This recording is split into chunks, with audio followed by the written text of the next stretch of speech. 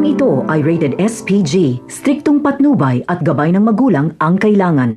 Labis ang pag-aalala ni Ramon dahil pumasok si Tanggol sa patibong nila Lucio at nag-iisa lamang ito. Dito ay kitang-kita natin ang pagmamahal ni Ramon kay Tanggol dahil sa unang pagkakataon ay nagawa ni Ramon na magdasal para makatakas siya at matulungan niya si Tanggol. Agad namang dininig ng Diyos ang dasal ni Ramon. Nakatakas siya kaya dalawa na sila ni Tanggol na makikipaglaban. Ganon pa man ay hindi pa rin ito sapat dahil dihadong-dihado sila at nauubusan na sila ng bala. Wala nang matatakasan si Tanggol at Ramon kaya tuwang-tuwa na si Lucio dahil sabay niya umanong tatapusin si Tanggol at Ramon. Naisahan niya umano si Tanggol dahil pumasok ito sa kanyang bitag.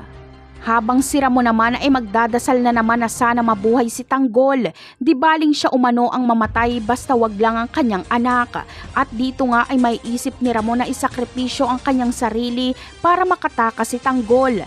Magpapabaril na lang si Ramon para magkaroon si Tanggol ng pagkakataong makatakbo. Hindi siya magpapapigil kay Tanggol. Ngunit bago pa man isakripisyo ni Ramon ang kanyang sarili ay darating na sila Enteng, raratratin nila sila Lucio. Kaya magkakaroon ng pag-asa si Tanggol at Ramon. Dadampot sila ng baril na may maraming bala at lalaban sila hanggang dulo.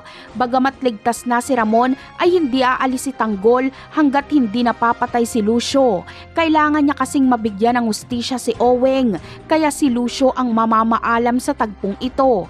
Siya ang gumawa ng patibong pero siya ang naisahan ni Tanggol. Napakarami pa nating dapat abangan sa mga susunod na episode. Paalam!